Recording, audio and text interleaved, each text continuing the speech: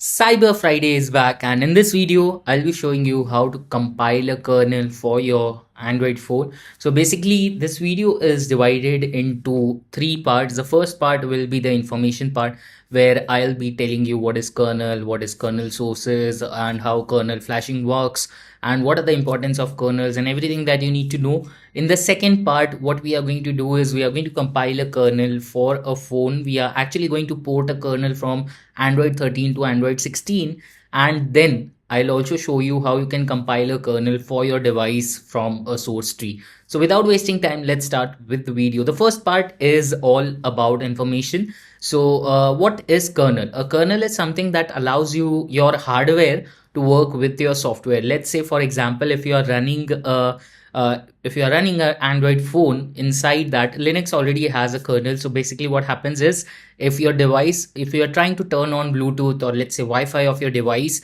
the software part, when you hit the button of the Wi-Fi, it basically communicates with the hardware to turn on the Wi-Fi. So that is where the kernel takes the place of communication between the OS and the hardware. Now, there is something called kernel or source tree. So source tree is basically something like your example would be a source code that is released by the vendor. Let's say, for example, I have Google Pixel. So for that, the source tree would be given by Google, and Android source tree. It basically has all the source codes of the kernel. Okay. Now, kernel has various versions, and depending on the operating system, the kernel is different. So for example, in my case, I have a Nothing Phone 1, which I usually use for Android testing, and this phone basically has the vendor has provided Android 15, but for Kali nethunter, the version for nethunter is Android 13. Okay, now let's talk about Kali nethunter. Kali nethunter has a lot of tools, and the most important that I personally like is the HID attack, which basically your phone works like a keyboard. And the second one is the Wi-Fi injection mode, where the Wi-Fi card basically the adapter goes into monitor mode, and then you can use it. So to use these features, a kernel is required that is patched with the HID attack and this Wi-Fi injection attack. So for that, I have to install a Kali nethunter kernel. Now, by default, as I told you, official update that was given on stock ROM on my phone, on Nothing Phone 1, was Android 15, and Kali Linux has Android 13 kernel for my phone. So there is something called code name. A special code name is assigned to each device while developing. Developers use this code name. So for Nothing Phone 1, it is spaceware. And I would also like to tell you that to compile a kernel, you need the kernel sources. And once you compile the kernel, you actually have to flash it before the operating system, that is as a bootloader, and you have to flash it using a custom recovery. Now, what is stock recovery or stock ROM? Stock ROM is basically something, the operating system that comes pre-installed on your phone, and a stock kernel is basically the same thing which comes pre-installed by the vendor. Whenever you turn on your phone, that is something that comes with it. Now, a custom recovery like TWRP is required to flash any custom ROM, and for that you need to have TWRP or CWM recovery. I've made a separate video on recoveries and everything. If you have missed that, you can go back and watch it. But for now, there are few things required. Nothing Phone 1 does not have a custom recovery. So what I'll be doing is, I'll be creating a kernel. I'll be porting a kernel. By default, there is Android 13 port available. I'll be using that, and then we'll be porting the kernel for Android 16 and flashing it on the device. So Kali Linux nethunter already has something called nethunter kernel builder. And what you have to do is, you have to get the sources. You just have to align the sources, and then you are ready to go with the porting. And then you can also add in some patches. Let's say, depending on the Linux kernel version, let's say if you're running some 3.x or 4.x, whatever version you are running, depending on that, you actually have to flash certain patches on your kernel, and Kali nethunter kernel builder does it for you.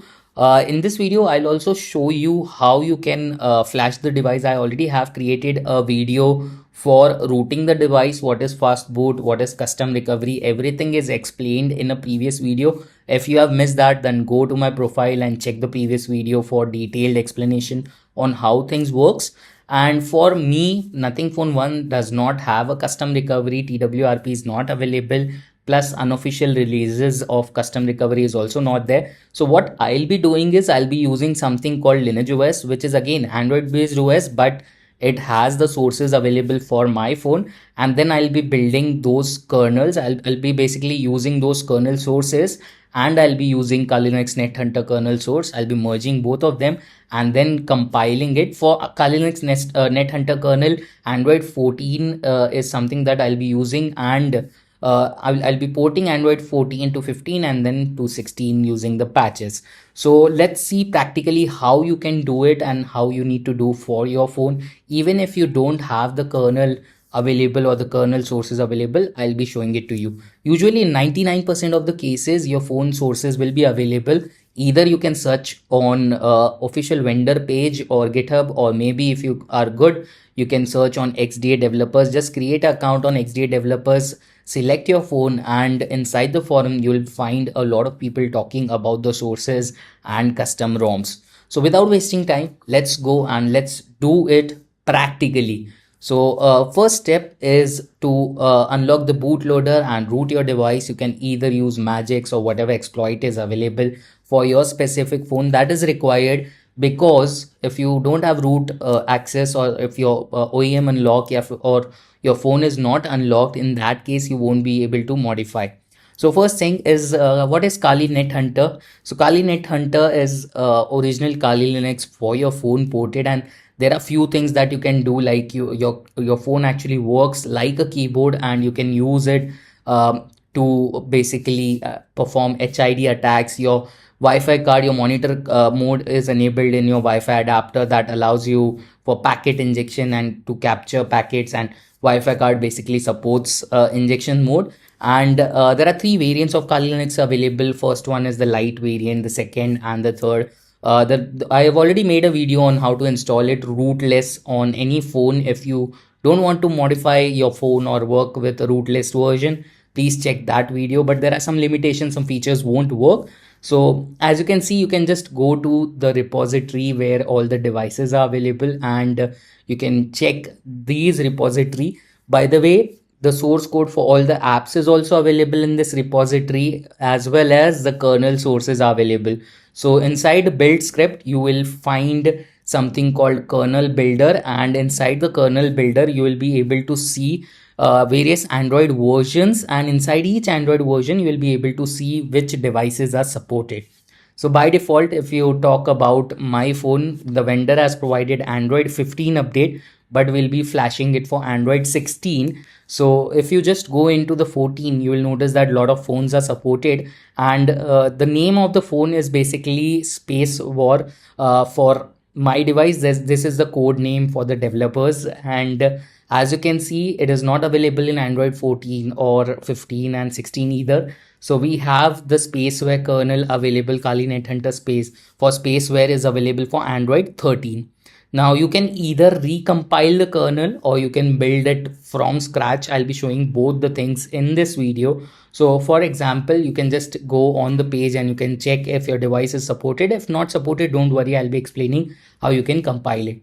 Now to install the nethunter on top of your Android, you have some prerequisites that is required. First one is you need to have a custom recovery, and DM verify should be turned off. Now DM verify, by default Android has something called file encryption. So for example, even if you format your phone and if you go for recovery, your phone won't recover. So that is the reason they basically have the file encryption, and this is for newer Android version. Previously we did not have these kind of features.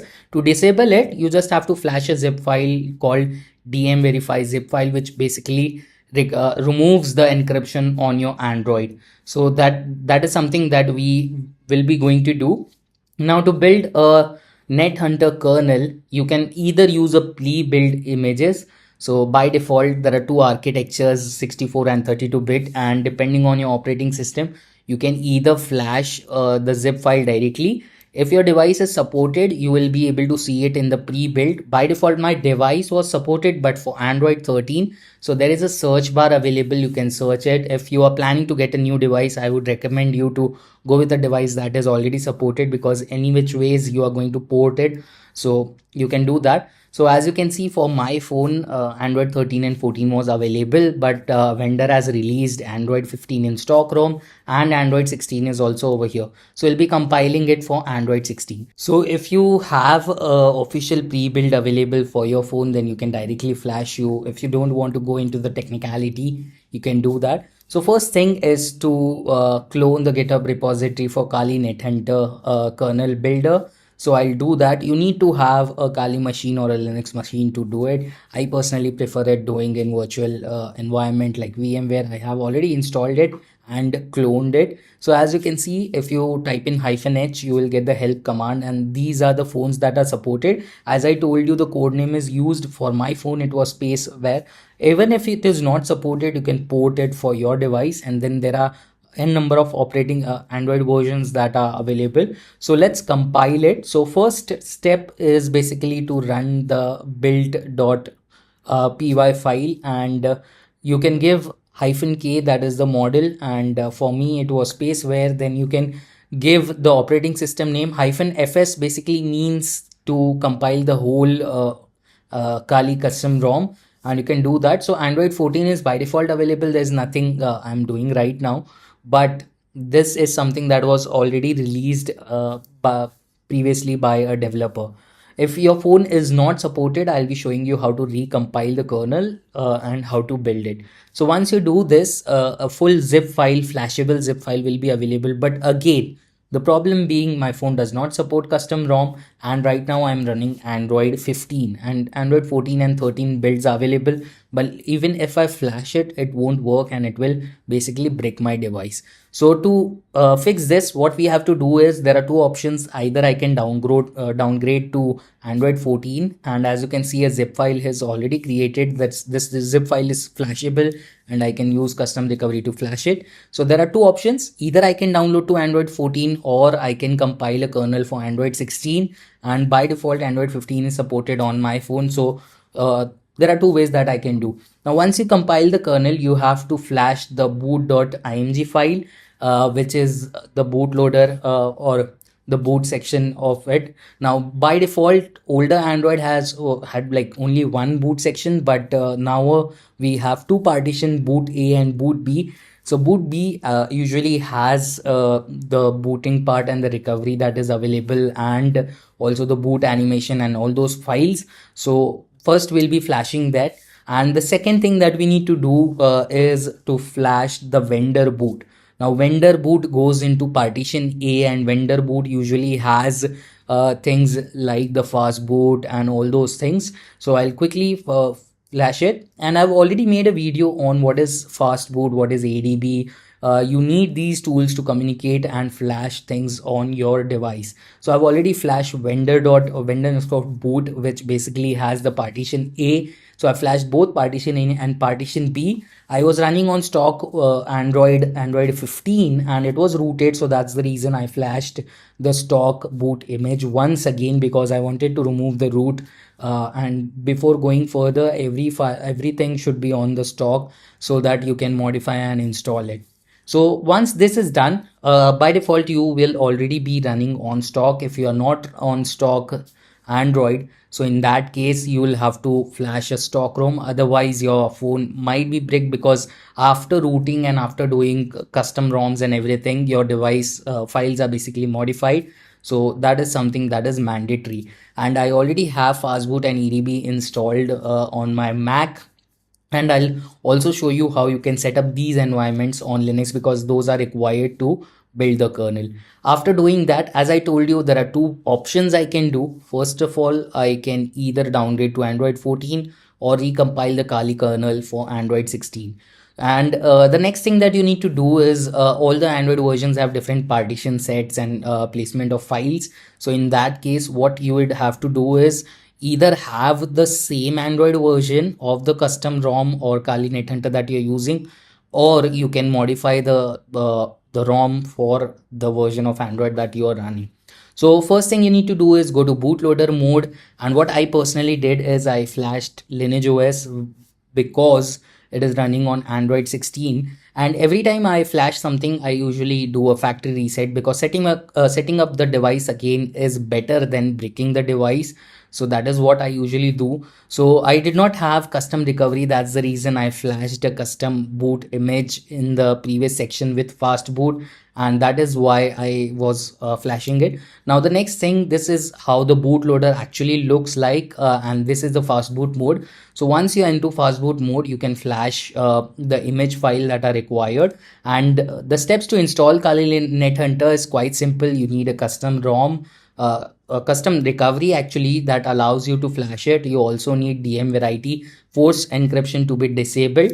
Now, as I told you, you can make a test kernel. Let's build a kernel and practically see it. There are two variants usually used: 32-bit ARM or ARM 64, which is the basic one.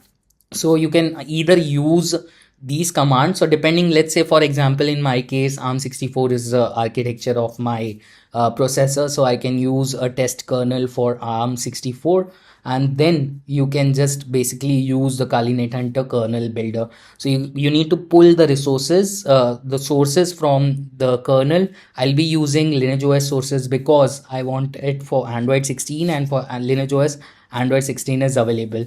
There is a different page available on Kali official website for porting it for a device that is not listed. So previously I showed you the device that is listed. Now let's take a look at the device that is not yet listed. So how to create a test kernel? Let's go and do it right on the system. You need to have Linux, because it is quite required, because some tools and the tool chains are available only for Linux. So I personally use Kali Linux. So first you need to clone the kernel builder, and once you open the build.sh, you will notice that there are few options. The first option that you need to do is set up the environment. Why? Because ADB and fastboot and all the tool chains that are required will be installed. So as you can see, once you do it, it will start downloading the packages that are required for compiling the kernel. And once you type in once you type in S and hit enter, it will automatically install. For me, it was already installed, so I will just type in N and skip the process of overwriting and downloading the image. GCC tool chain is also required to compile it, and there are few other tools that are required. So once this is done, you can either use a configuration that is available. So for example, in my case, nothing phone was space war was supported. So I'll just type in one, and I can use the config that is already available.